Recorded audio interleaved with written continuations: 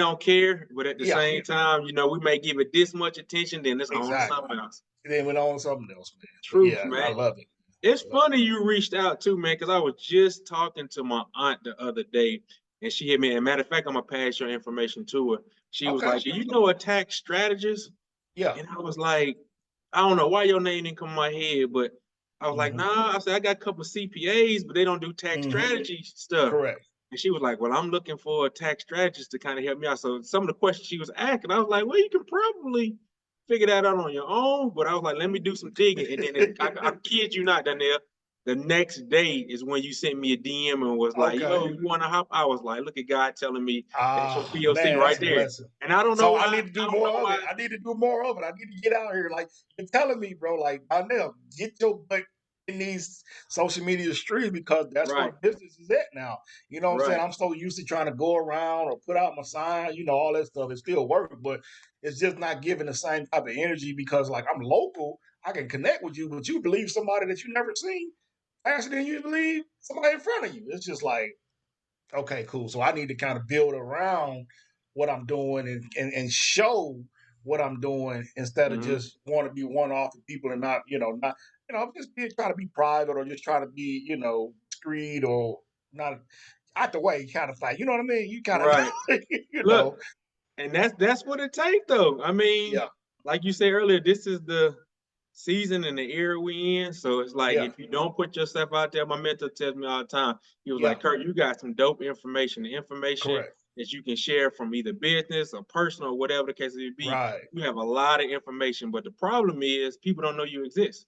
So even from Exactly. the I've been business told the side, same thing. he was like, even from the business side, even if they wanted to pay you for the information, they don't know you exist, that you had the information that can solve their problem. So he was like, Mm, I'm challenging you this season correct. is get out of your comfort, get in front of a camera and just do minimum posting. So look, that's Right. what I've been doing, man. So like Okay. people have been telling me, behind the scenes, like, look, man, keep posting, Yeah. keep doing what you're doing, man, because Well, I the love it. audience is watching and they're Yeah. receiving. So just keep pushing. So Man, look, I love that's it, where man. I'm And at. like I said, I would like for us to keep ourselves accountable so we can see and grow Yeah. on the space as well, and have conversation with people because, like I said, we both know there's a lot of information and a lot of stuff that we've learned, we've experienced in all our years of being on this earth and being in business and things like that.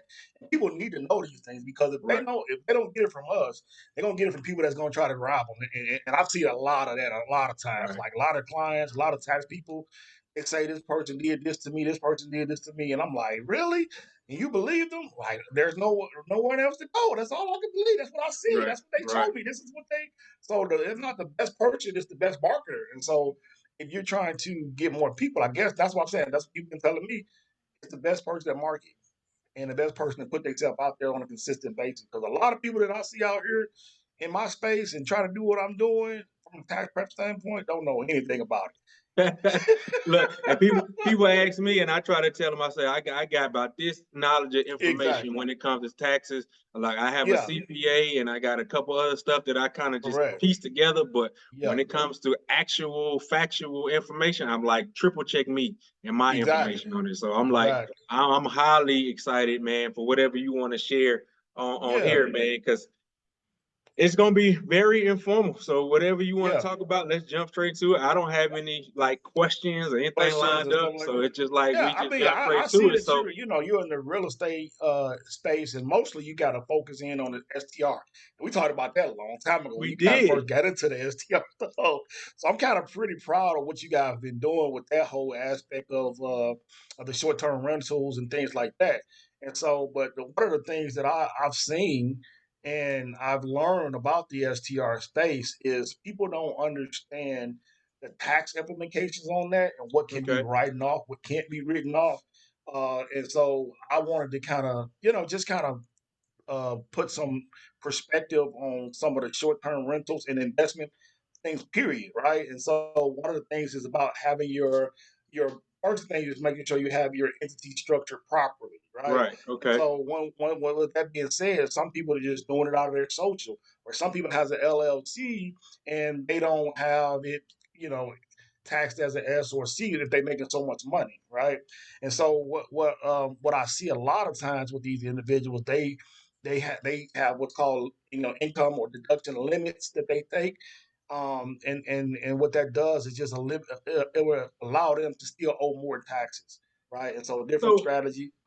yeah, so okay, in my scenario, and if somebody wants to get into the STR space, and let's say Hmm. they starting out setting up, what do you recommend as far as S corp, C corp? Like I always tell people, sole proprietor. That's I don't care what you're doing. We stay Correct. away from that because that's Yeah, just your yeah, Social Security DBA. But right. in a short-term rental space, if somebody specifically wanting to get that and or real estate, do you Correct. recommend setting up as an S corp or a C corp or Those things are determined based on the circumstances. And what I'm trying to okay? say is, what is your portfolio look like? Right? Are you managing multiple things? Or are you doing 4 units or more? And how much money are you generating per month? Because LLCs is good for the start, but once you start making around $60,000 of net income Yeah, after all your expenses and things like that, then your self employment tax is about 15%. okay, Okay, and that's Social Security, Medicaid. So how you got the W-2 of your job, and you look at your check stub, and you got federal income tax, Social yeah, Security, and Medicaid. On the self-employment side, it's the same thing, but it's considered you don't pay it every month like you normally do on your job. You pay it at the end of the year as in self-employment taxes. So okay, that money, that 15% money, is not federal taxes. It's Social Security and Medicaid goes to that Social Security and Medicaid. You still have a tax for like 30% or whatever, between the two. And so what people don't understand is having your entity selections. LLC is good if you're just starting out, okay, right? And then you want to make sure you have what's called, a separate bank account for all these things, right. separate expenses for all these things. You want to have your books in order, because it's not about what you can claim and what you can deduct. It's about what you can prove that you can There you claim and what go. you can deduct. You know what I'm saying? And so how you can prove this, like, if you're using your vehicle to do most of your thing, how often are you using that vehicle? Are you using mileage or are you using gas? You can't do both. You see what I'm saying? And so Mm, I want to make sure you have those things kind of separated so that you can understand, okay, if I'm gonna, track all my mileage, then I need a mileage log, right? But if hmm. I'm gonna track all my gas, I need the gas receipts.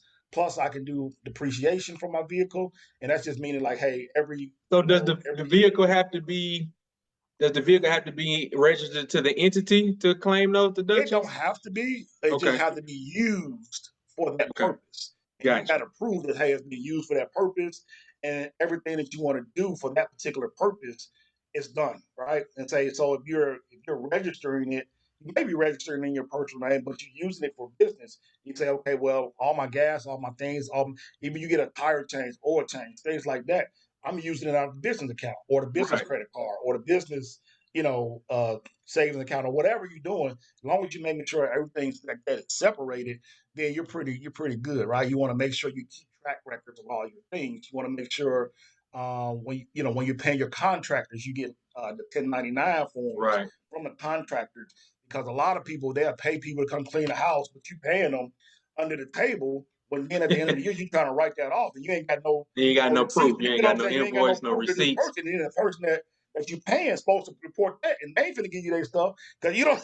So Right, when you're right. doing business, those are some of the things that people overlook, is having when you have your contractors or your management company or anything like that, get those W-9 forms up front. And that way you can be able to claim that income and put them people on 1099s and be able to issue those money to lower your taxes, but it's going to give them presidents to be able to claim that on theirs. So, So okay. So with the entity setup structure, let me back up a little. With the entity okay. setup structure, okay, whether when you set it up as an LLC, do you automatically at that point, once it's registered, go start doing the W-9 stuff, or is that something that kind of comes along after the fact? Okay, so when you setting up your LLC, your entity, that's for you. That's That's for for you me. as your business, right? As your Okay, business, you want to set up your entity, get your separate bank accounts, do all your stuff separated for you, get the EIN numbers and insurances and all that stuff. That's for you. Now, when okay, you start paying other people to do things in your, like cleaning, like managing, like all these supplies and all these things, right. then when people are actually working for you, contracting for you, that's when you want to say, hey, I need this form filled out before I pay you anything. And Okay. so now Is when you that tied to a dollar amount, or it doesn't matter? it don't matter. Whenever, Okay. whenever they start doing something for you or things like that, I need that form filled out. And it's Okay. mostly like service stuff. Only thing that you really don't need people to give you a W-9 for is maybe software companies. Like if you got, you're doing the Airbnbs or the Verbos or whatever, they're Hmm. going to give you a 1099 They give me already. a You see what I'm 1099 saying? They're every going to year. give you a Yeah. 1099. Yeah, because whatever you're making is going through that particular company. They're going to give you a 1099K. So you'll be able to get that income from there. But when you start paying your people, you're gonna, people may come wash your vehicle, they may come do Hmm. all these things. Hey, I need if they're doing it consistently, right? If you got a house that you're renting out as an Airbnb and people cutting the grass, the lawn care service guy, hey, I need you to go ahead and fill this out for me so that I can, I can make sure we're doing what we're supposed to do, right? Is Um, that 1099 standard across the board, or is it tied to a yeah. specific service or industry, for lack of a better word?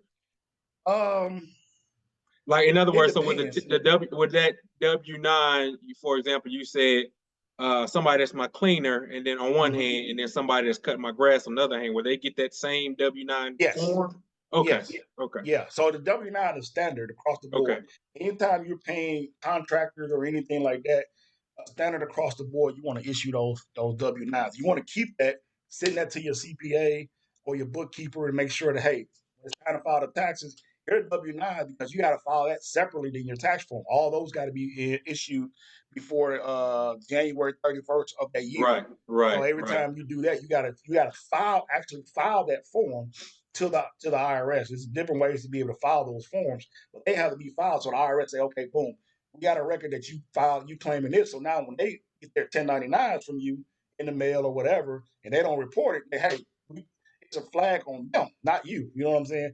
And then because if you don't give it to them, they're not finna ask for it. So Look, trust me, only way they ask I've for it been if they're through trying that. to get a refund back and they ain't got no money that needs paid. Hey, I just been paid under the table, all that kind of stuff. And then they say, hey, I need my 1099. That's about the only time they're gonna try to get something from you, so that they can file a tax return if they just trying to get a refund and they ain't had no money. Other than that, they want to hide all that stuff that they can, and then you're gonna be looking crazy because you're gonna try to write it off and you don't have any kind of You concrete. don't have Well, no I type of got I got receipts my or pay nothing. stub, I got the cash app that I sent them. How do they know if it's personal or business, right? Mm. Unless you identify those things. So what we So always tell people is never commingle your money. You know what I mean? Never commingle what's things. what do you think, and not even in your opinion, what you've seen, some of the biggest mistakes in that tax aspect that most small businesses make when starting out when it comes to that? Or is it just the unknown of not having to do all those steps, or just the lateness of not doing it by January 31st? Or is Hmm. what do you see as some of the most common mistakes when it comes to that? Uh, the most common mistakes, bro, I see a lot of it is commingling funds. You get Mm, paid out of this account, you spend out your personal account, you spend out the business account. Everything is together, right? You have no right. separation for anything. So if you get an audit or if you get a review, then you saying everything came out this my house mortgage, my business mortgage, everything came out. You disallowed all that. Mm, So you can't, just disallow. They can come back and say you disallowed. Now you're gonna have penalties, interest, things like that.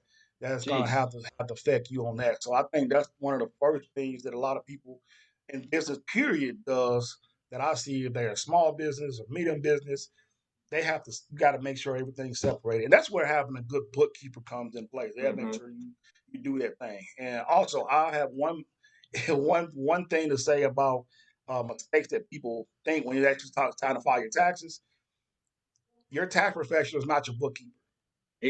Trust me, I found out at about my third year or so in business. The lady that right after you had moved and we weren't using you, Yeah. it was a lady that we found was a CPA, and she's dope with it. She's still our CPA to this day. But the Okay. thing she was telling us, she was like, "Well, now you got to get a bookkeeper." I was like, "Why can't you do the books?" And she was like, I don't do I don't bookkeeping. I Bookkeeping don't is do something you bookkeeping. need to do bi-weekly or every Monthly, month, or yeah. sometimes Every people week. doing weekly, depending on how Yeah. much volume you got coming in. Exactly. So we had to go out there and find a separate bookkeeper just to handle Hmm. that.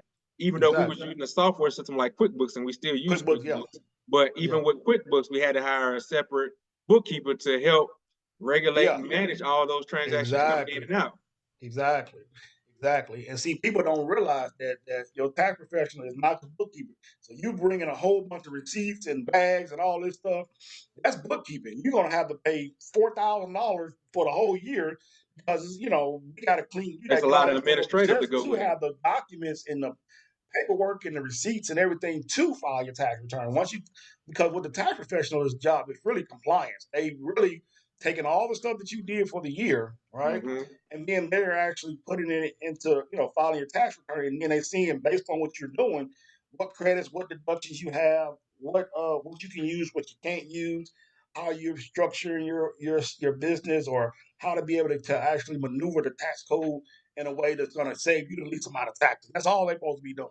That's Right. it. You know what I'm saying? They're not supposed to be looking at receipts, calculating how much you pay for this, or managing, all these things, or you got money coming from Stripe, PayPal, Zelle, you got money coming from Cash App, you got cash in the bank, you got this, you got like no, you're not supposed It's to be doing all that. You know what I'm saying? That's what the unorganized. bookkeeper's supposed to be doing.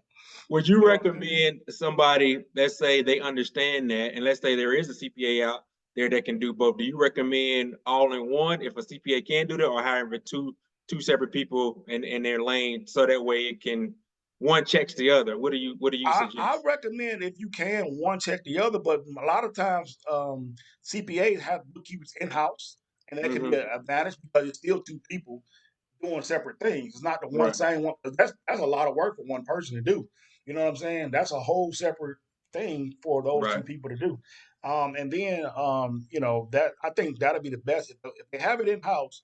Ask them if they got more than one person doing that. If they Okay. don't, then you want to make sure you kind of separate the two because you don't want the same person doing it and checking it themselves. You know what I'm Right. saying? You want to Exactly. have checks and Exactly. balance. You know what I'm saying? Because you may not know what to look for, what to miss, and things like that.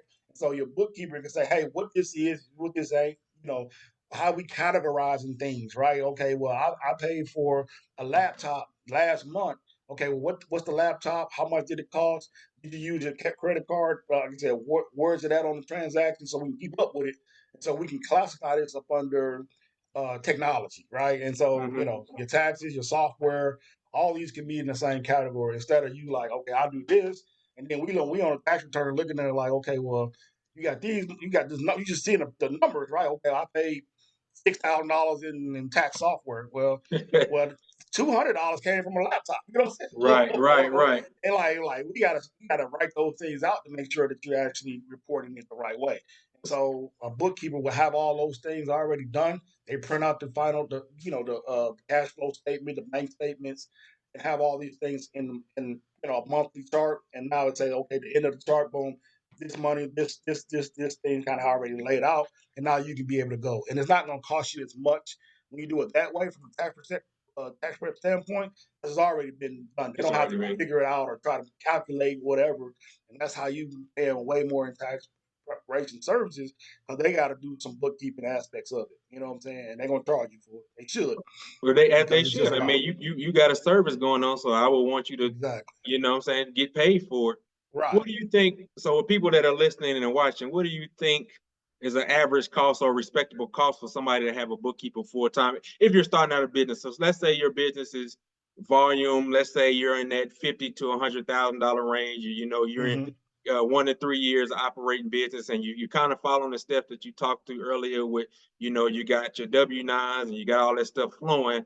Now you're Hmm. ready to get away from spreadsheets and box Hmm. of receipts. Now I want to, put in some type of software, and I now I'm Right. ready to go out there and hire that bookkeeper. What do you think a good average price range is for a small business of that? I can't give a range because it can go from anywhere from $99 on QuickBooks to $500 a month, $600 a month Okay. on as a recurring revenue. But the price comes in the value of what they're getting you. Like if they Okay. just tracking your expenses, tracking your thing, and it's on the software, the $49, $79 may be good enough for you. But if you're Okay. needing somebody to actually sit down with you on a weekly or a monthly basis to go over your expenses and ask you different questions and figure out what these categorizations are, it's going to be about $500 to $600 a month. You know what I'm saying? Because if you're doing a lot of transactions, a lot of things going on, you do want that person that's going to be able to say, hey, we're going to sit on a Thursday,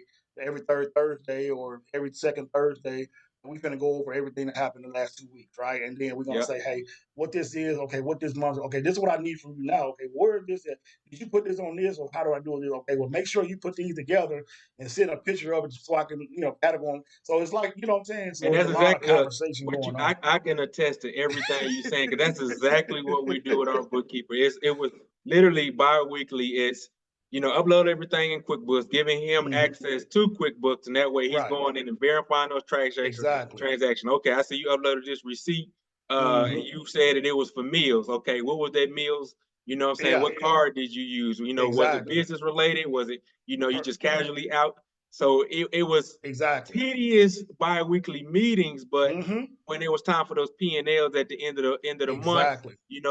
those checks and balances, it was smooth. Mm-hmm. It was no questions Exactly. asked. That way if Exactly. somebody comes down the line, CPA Mm-hmm. or whatever, if you're filing every quarter or every, Exactly. annually, it was no Mm-hmm. questions asked. It was okay. Exactly. We saw here the discrepancy there. You can easily go in, track that, pull it up. There was no headache Mm-hmm. versus going through a box full of receipts trying to Exactly. figure out something that happened 6 months ago. Good luck. Exactly. And don't nobody remember what happened yesterday. So how you gonna know Nope. what happened 6 months ago, right? Right. And if you So don't know, you just setting yourself up for some type of audit or something. exactly. Because And it then just seems unclear. your bookkeeping and your P&L, like you was talking about, help you file your quarterly taxes. Because Mm-hmm. people don't know in business, that's one thing people forget. You have to file quarterly, or if not, you're Right. going to get penalties for each month, each quarter that you hadn't filed. Now, Exactly. you may get a penalty at the end, or you may not get a penalty at the end, based on how you tracking or how you deduct, how you depreciating or how you doing anything like that. But at the end of the time, February 15th comes, and people's S corps are March March 15th 15th. in Yep. a couple of days, but LLCs and regular corporations they April 15th. And hey, by that time you file and you owe and you didn't do the quarterly, it's penalty, Penalty. interest, penalty, Penalty and or interest. yeah, penalty and interest, right? For each Whew. month that you didn't do anything. So now it's going to cost you more money not to have that bookkeeper and have to be able to account for those things, not being able to set the expectation with your estimated paying those estimated costs every quarter, and going into it just blindly. You know what I'm saying? So, and listening to you, somebody listening to you, it can sound very stressful, Yeah, tedious, and fearful even getting space because for one, you don't know the language, you don't know the task code, what are some exactly. of the benefits? So if you were to say, okay, out of everything you're saying so far, give everybody like some benefits of why they want to go that route, and doing everything by the book in a legit way from a cost savings, from a depreciation standpoint, Mm-hmm. just being in good position with the IRS. What are some of the benefits that will want to not necessarily motivate people, but give people the incentive to be like, I know all this is tedious and Mm-hmm. headache-ish and all that, but I need to do it this way because the benefit is XYZ. Yeah. So the reason why I say that the benefit is, so now I use an analogy like how to eat an elephant. When you get this big old elephant, you just sitting here, you just looking at it, and you like, bro, bro, you want me to do what? You want me to eat this whole thing? But when you just like, okay, I'm gonna cut me a little small piece like this, and that's what I'm talking about. Hey, doing it every week, right? That's a small bite of that elephant when you're doing it every week. Okay, well, every time you're doing this, they have apps now where you can just take a picture of all your receipts, and you can just throw the receipt away then because you Yeah, got a picture and it's tracked and it's stamped.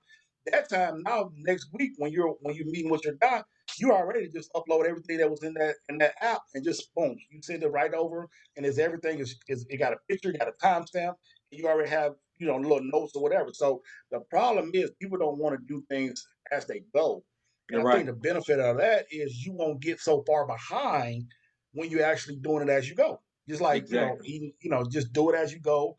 It's easier that way. It's simpler that way. You can remember things that way. And you may not do it every day. You just do it. Say, okay, have a date where you can say, okay, on Monday mornings from 9 to 10, I'm gonna reconcile everything I do. I'm gonna send all this stuff over. I'm gonna do everything real quickly, and boom, I'm off. I'm done for the day. You know what I'm saying? And that And you and have that's that something we system. do. That's something we do. And I had to train myself to do that because I was at one point in time I was doing it weekly, but we had so much transaction as far as receipts, and with Airbnb Correct. and short-term rentals, they pay you daily. So you get Daily, right? revenue coming in daily, and then you don't realize how much you swiping cards and paying Exactly. invoices per day. So you figure if you swiping a card, receiving funds coming in, Mm-hmm. uh, paying cleaners, buying supplies, you Mm-hmm. can go through 4 or 5 swipes transactions a day. In a 4 or 5 day, swipes don't right? seem that bad, but you get to the end of the week, that's 35 transactions that you got to Yeah. document, record, whatever case may be. And if you're not using, like you say, those apps The that you apps. can scan a receipt, that's 35 Mm-hmm. receipts that you got sitting on your dresser or wherever else that you Exactly. got to go through. Remember what cards you And use. now, looking like a big old elephant. Now you like, bro. Right, Instead right, of just like, okay, well, maybe you have an hour or 15 minutes when you're doing that throughout the day and say, okay, the first 15 minutes, I'm gonna go ahead and knock these 3 out. I can get rid of them because you can get off your desk. Now you ain't thinking about it. You're done with it. Okay, now I go back in. I'm doing more transactions. I got to go here. Okay, at night before I go to bed, I'm gonna go ahead and knock these 3 out. You know what I'm saying? right. Boom. And your plate is clear for the month. You know what I mean, for the And day. and that's what we do. I tell my wife, and I may be overkill with it, but I literally, when I'm getting on my computer before I get my day started in the business world, I literally go into QuickBooks and categorize and finalize each transaction that was done the day before, just so I Exactly. ain't got to do it. And that take some days it take 5 minutes, 10 minutes, but that saves me a wealth of time at the end of the week versus Exactly. coming back and trying to remember, okay, what did I use? What did you use the card for? Right. And we're just talking about me swiping. You When she swiping. has a card or she's doing Exactly. her space in her lane, that's a whole Yeah. nother separate, Exactly. book of receipts. But Right. talk about, like, from the tax standpoint, the benefit, because I want people to understand the reason why Donnell is talking about all the specialties when it comes to taxes and saving all that. You want to be able to have those deductions so you don't have to pay the IRS, either at the end of the quarter or end of the year, because you got deductions. So let's say if I'm a business starting out and I'm grossing 60K and I'm netting 30K. Talk about, if I'm not doing that right, I may be paying taxes on that 60K because I didn't do my deductions right. Talk about some of Absolutely. the benefits of that, and that's the reason why the government they benefit you to do it this way. Exactly. So as a business owner, you have a bunch of you got over 400 deductions that you qualify for. 400. And those deductions reduce the tax liability, meaning say you pay $60,000. Well, normally you'll be paying tax on the whole 60,000. Well, if you're doing your deductions and you're writing and you're categorizing, that's $60,000 at 30%. You know what I'm saying? It's a lot of money. But when you're doing it deductions and expenses like you're supposed to, you take that, just say $10,000, right, or $6,000, 10%. It may be $12,000. You know what I'm saying? 20% of that Mm-hmm. $60,000. Now you go down to $30,000 of Taxable income. deductions. Right. Now you had a net of 30. You paying a whole lot less, right? You paying a whole lot less. You're keeping more money to be able to reinvest back into your business. Put these things aside to other vehicles that's not taxable, where I Right. got you to focus on, and being able to keep more of your money instead of your money just coming out. You just got money going in, going out. You know what I'm saying? And that And and so I that see and a that, lot of times yep. like that, people that made this money, they have made $200,000, $300,000, but they can't. We looking at bank account, and like what? Where this I'm like, money I got going forty with, thousand in right. the bank. I'm like, what? And And then don't yeah, realize you got this. congratulations, man. You done made 350,000 this year. Ain't got What nothing the to hell? show for it. And don't realize you're gonna pay taxes on that 300,000 if it And ain't. you gonna pay tax on it, but you're like, where it go? You know what I'm Mm-hmm. saying? Now you got a bill of $120,000, and you looking crazy. Now you got interest, penalties, and then you try to set up a payment plan. That's gonna be dragged out. Then you gotta pay it. Then you gotta go into the next year because you gotta do the whole thing again for the next year. Then last year, and then Jeez. you're gonna be piling interest and penalties on top of the new taxes that you gotta pay for the new year. And so if you don't want to get into that whole web Thought out right. of running money and bleeding, that's the times a lot of people go out of business too. It's Yeah. because not because they don't make money, it's because they're not keeping up with their expenses and their deductions so that they can be more profitable. And it actually gives you a forecast of how your business is doing, right? And that's the main benefit of keeping up with your stuff, because once you get that P&L statement or that financial statement, you see where you're going for the next quarter. So if your goal is Mm-hmm. to go 60,000 and then 120,000, where I need to go, how many more people I need to see, what I need to do, where I need to invest, where I know I need to invest, do I need to run ads, do I not need to run ads, is the ads working? So a lot of these things that you're doing is for the betterment of the growth of your business, and being able to track your expenses and things like big taxes is one of the benefits. It's the biggest expense you're going to have, and it's going to be the business break that you can have if you're doing it right. Because I say to my clients all the time, the IRS is your partner. Now, Yes. it can be your partner, it can be your silent partner and chip in with you, giving you credits, deductions, and things like Mm-hmm. that. You got the Augusta rule. You got a lot of these depreciation where you can depreciate a lot of your Yes. upgrades and upkeeps of the property that you're Mm-hmm. developing for these Mm-hmm. people to come in. Or it could be the partner that say at the end of the year, hey man, let me get my 40%, bro. You know what I'm Yeah, saying? and Like the mom. I You know what I'm want saying? it The about mom just 30 knock on the days door. too. Look, I want it in 30 days. I wanted in 30 days. Yeah, you got 30 days. Oh, you can't pay me? No problem, man. Well, pay me my interest every single month for the next 12 months or 18. You know what I'm saying? So you don't want to be like that either, right? And, Because and you're just trust me, paying I know interest and from firsthand experience uh what he's talking about. right? So you could be that kind of partner too, right? Where you like, okay, well, don't worry, you ain't gotta pay me right now, but you're gonna pay me interest every single month for the next, you know what I'm saying, however months you're gonna pay me. It's gonna be every month 25% interest on every dollar that you owe me. Right? You did And owe me that ain't this, but now including you want, you all know what your I'm saying? other expenses and Exactly. day-to-day operations and Yeah. payroll and city Mm-hmm. taxes. That's just the federal side. We ain't That's just talking the about the federal. And state then, like I tax. said, then you got payroll taxes, right? If you got employees up under you, and that's a whole other ball game, because you got to pay these payroll taxes every week. You know what I'm Woo! saying? You got to send that in there every week. And so you use different companies like ADP or Gusto ADP, or right. Gumroad, things like that. They do all that heavy lifting for you from the payroll perspective. But that's a lot of money too that you got to get out of here, right? And your employees want to get paid, right? They And you want to want them get to get paid. paid. You know what I'm So saying? And back so, up a little bit. I'm curious okay. myself. I'm asking this for myself. You said 400 different types of deductions. Give me Mm-hmm. a few that most people don't think about. So, okay, in my space, I'm thinking about, okay, paying my cleaner, 1099, that's a deduction, lawn care services, basic things. If I'm buying materials or something like that for a property or mileage or gas, transportation, those are Mm-hmm. common things that Yeah, most people common think thing. about. I ain't scratched the surface of 400. What are some that people don't think about that they could consider as a write-off or a deduction? uh ATM fees, right? If you have to go Mm, into the ATM fees, you can be able to deduct a lot of those things. Service fees that you get from that you may have get charged for or things like that. Those are some of the things. Toll roll fees that you have to go. Some countries like in Florida have mm-hmm. tolls. You have some of those things. Dry cleaning for your uniform and things Yeah, like that.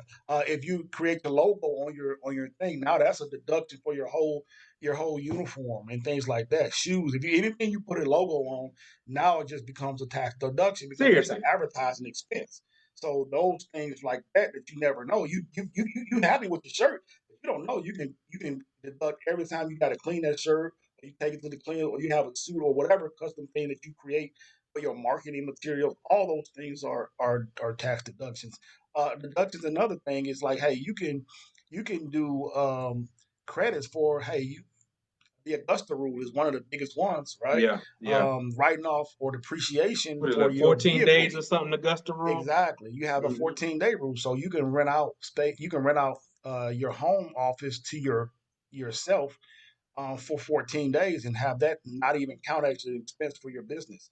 And so, if you use that part of it, then that's a deduction off top. You know what I'm saying? That's an actual no income is reported or anything. So you can spend however much per day based on the rate of the rental rate in that area. You can do Mm-hmm. that for up to 14 days. Just say if it's $300 a day, you know what I'm saying, or $200 a day, and you do it for 10 days. That's two grand that you can just write off, free and clear. You know what I'm saying? So those are some of the things that I actually focus in on. Right. Hiring your staff, hiring your children. These are all things that you can put in place to to move your money from a taxable to non-taxable assets. What do you think? And it's another personal question. What do you think is a better benefit when it comes to hiring the kids? Is it hiring them directly as employees to the company or doing that 1099 whole aspect? Or can you even 1099 kids? Well, when you go and talk about children, you're W-2 them, but you don't have to do it every week. Okay, You only do it explain that. once. You only do it once. That's another strategy, right?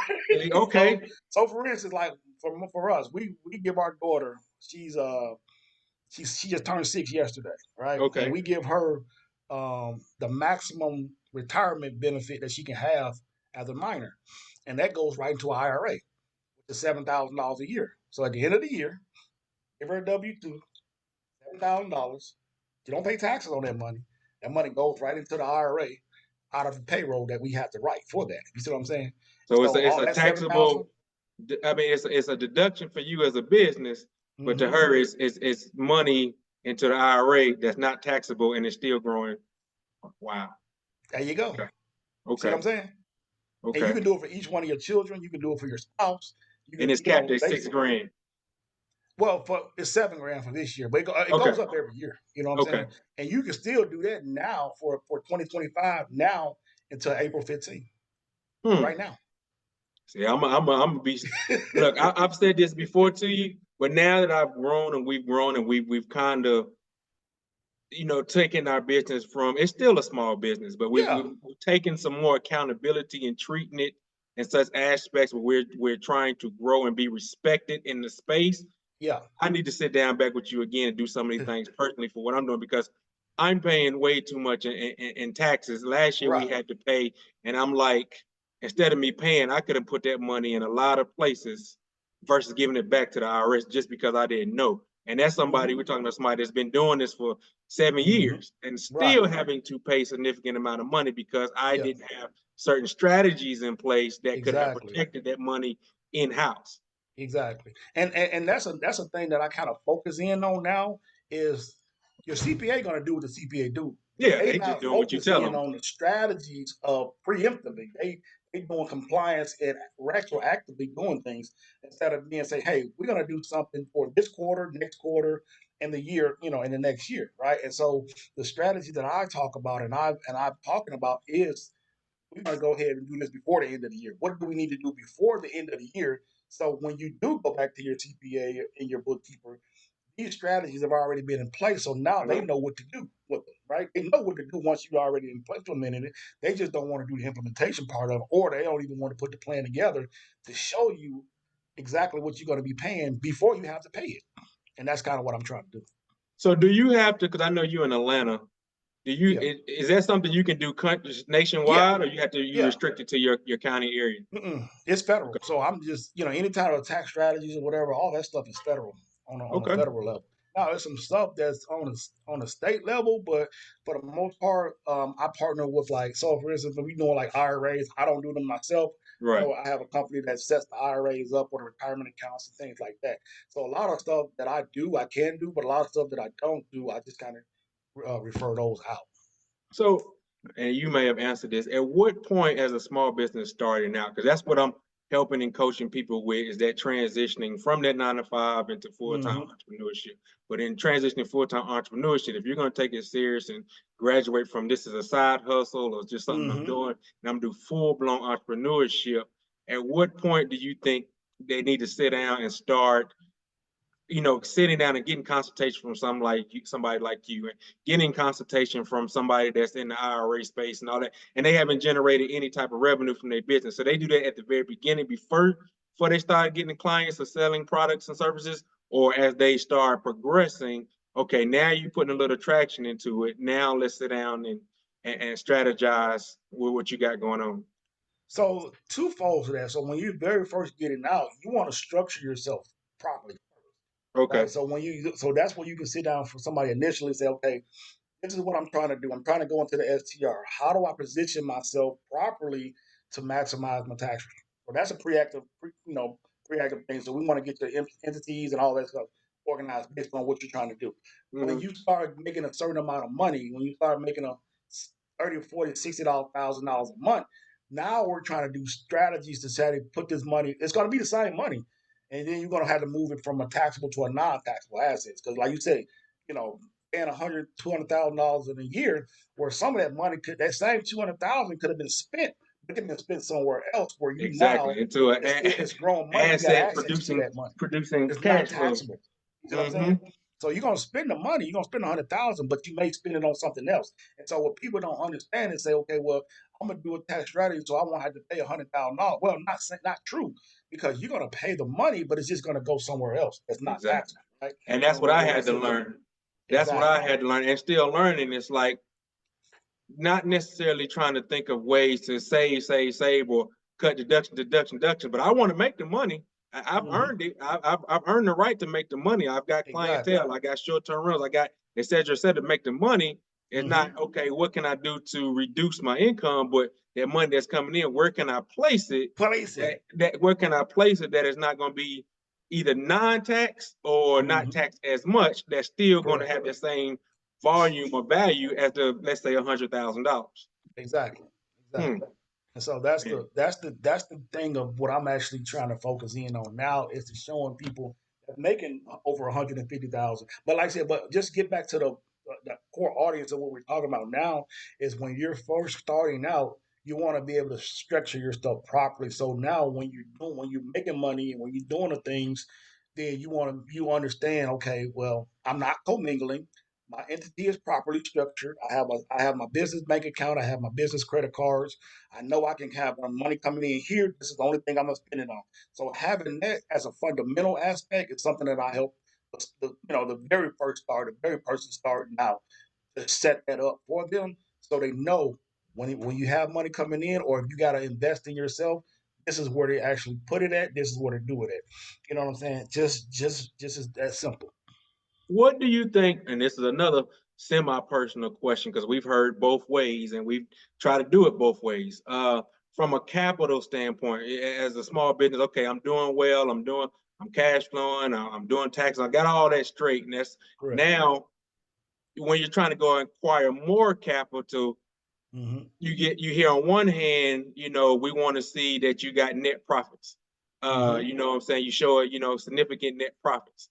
So they don't want to see that you took $100,000 and placed it somewhere else, because I don't want to say it looks like you hiding money, but they don't want to see that. They want to see it on your tax return, because we want to see that's what you made. Or not true. Okay, clear that up for me. Not true. And the reason why it's not true is because you still have, like, for instance, the same thing I was telling you about taking the tax money and putting it somewhere else. It's still the money is still there. So they're going to count that as asset. See, it's not about actual liquid cash. It's about how much asset you got. So if you got a 401k that got $100,000 in it, you got an IRA that got $30,000 in it, and you're trying to get acclimated to funding, you still can be able to do that. Or if you got money setting in a property, you can use those things as collateral to get the assets you need. It's still there, even though it's not liquid. Yeah, they do it all the time.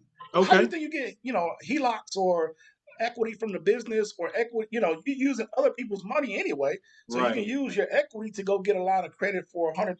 And if you got $100,000 sitting there, they can just hold that as collateral if you don't pay that. So for you to say, I got to have $100,000 liquid or cash flow of 100,000, it doesn't make that.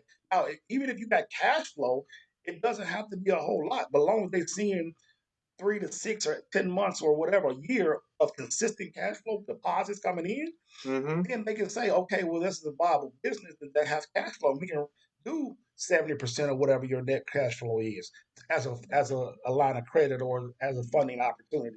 And so, so that's not true at all to just say, hey, I got to have $100,000 liquid. You don't want to have $100,000 liquid, because you don't be got. That was the key. I was like, I don't want to have 100,000 liquid. But some of the issue we was running into, we was trying to buy property, and we was using the business tax returns and all that as application process, for lack of better words. And it was like, well, your business is not showing, that you got this liquid. And I'm like, well, this is because the liquid is over here in the assets. We just bought a property. The 100,000 is sitting over here.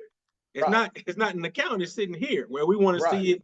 And I'm like, So so you I mean, go it depends on different other banks, right? And so right. so like if you're not doing a whole lot of write-offs and things like that, and you're doing more like appreciation. So for instance, say, okay, well, I got this property, my tax return say I made 100, I depreciated, 50,000. So now my tax return say I got 50,000.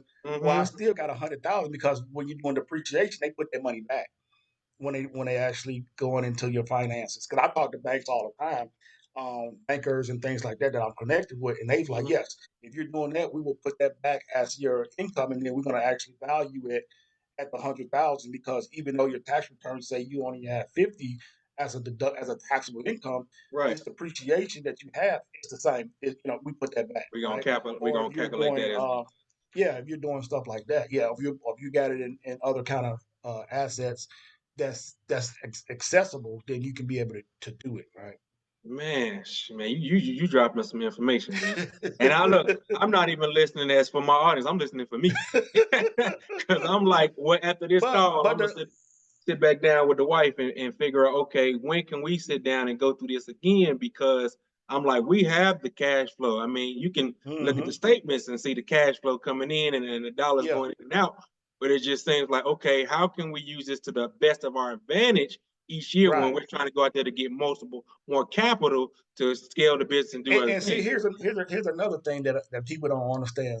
When everybody talk about capital, they really thinking about dollars, like liquid dollars. Yeah. Hey, I need $100,000 dollar, but it's easier to get a business line of credit or a business credit card with 0% interest, 30, 50, $60,000 worth of that. Use that as your capital, and you got 12 months to use it, pay it back or whatever, and then you know what I'm saying. So you use it. It's the same money, and it's a different way to liquidate if you actually need to do that. But why keep trying to go get this credit line? Because they're gonna run you through hoops. And it's Mm-hmm. we can get a business line of credit, a business credit card in like 5 minutes, right? You know what I'm saying? $50,000, $60,000 credit card in 5 minutes. And so those are some of the advanced things when you actually talk about, hey, okay, I got cash flow, but I need a little cash as a buffer to do whatever. And Right. we can liquidate it and not consider it as the advanced draw. So because people don't want to hear like I need to take cash out, but it's a different way to be able to do that where it's still not that not hurting you. You know what I'm saying? And it's not reporting on your personal credit or anything like that. So those are some of the ways that people, when it's actually time to get funding to do other things, because hey, if you get a credit card, you got 60,000, and then you put 20,000 towards another property. They don't care where you got it from. You know what I'm saying? Because they're gonna match your. You got to put 20% down, and it's $200,000. Well, I got 20,000. I put it on this card. They don't care where it came from. They just want you to 20%, right? Right.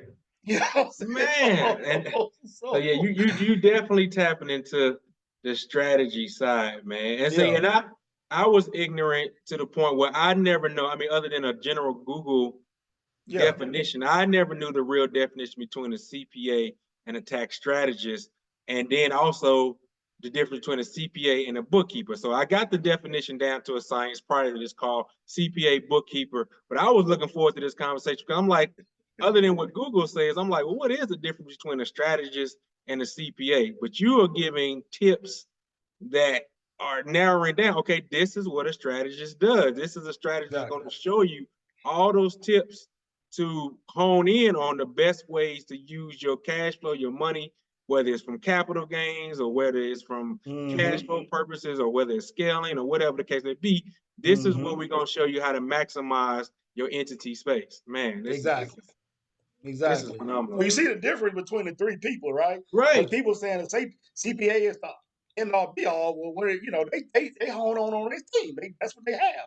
But they specifically hone in on what they're good at. Some people do right, taxes, some people do accounting, some people do audits, and some people do other things. But like you said, once you do tax preparation and you start doing resolution and you start seeing people need other problems and you start learning that kind of stuff, okay, well, what are these tax codes and what are these tax things and how does this work? You start reading these publications and you start going to these seminars and you start learning these different tools to use and how to put these in calculators and show the clients. Say, okay, well, if we're doing A, B, C, D, E, these strategies, this is what it's gonna populator or whatever like that. And so you can see it plain as day on the front end instead of at the back end when they say, man, look, that's what we didn't get everything we can do for you now. You still owe 200,000. And now it's say, okay, well, what the hell? You know? Look, and I'm telling you, we had He said, well, what the that was a bittersweet moment for us in 2024. You know, we had made a good amount gross, and the deductions were they didn't add, they they ain't didn't add up. they ain't add up. And so we're trying to figure out, okay, what else can we deduct from a legal standpoint to bring this tax bill down? Because when she showed us the draft of what that tax bill was going to be, I'm like, Right. like I don't have that just sitting in a account to write a check for. I'm not liquid like that. My stuff is Yeah, tied up in assets. So I'm like, exactly. he was like, well, I don't have any. But if I would have known, you know what I'm saying, throughout the year, okay, Mm-hmm. some point in time, take, 20% of that and put it, Put to it a some 401k, exactly, or take 6 grand of that and put it in your kids, IRA, or exactly, take another 20% of that and go out there and buy you, a vehicle or something, or exactly. whatever the case may be. But you trying to do it Mm-hmm. all at the end of December, At the between end of the December day, 15th and 25th. It don't yeah, look, it's too late, and it looks exactly, suspect. Now it look like you're exactly. trying to do some tax evasion stuff. So it's like, okay, but we don't know what we don't know. We don't know what we don't know, and that's the biggest tax you really have is ignorance tax There because you you don't go. know what you don't know, and it's going to cost you $200,000 for not knowing what you don't know. You know what I'm saying?